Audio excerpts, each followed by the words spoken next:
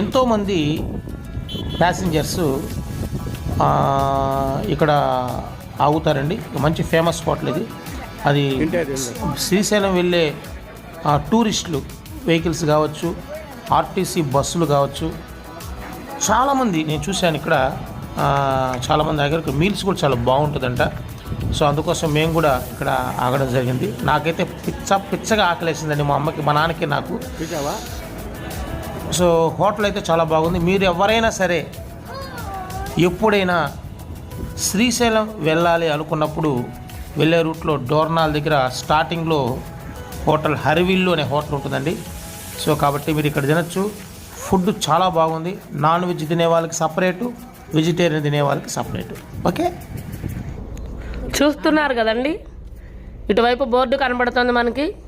శ్రీశైలం 50 కిలోమీటర్లు అని చెప్పి మనకి బోర్డు కనబడుతోంది.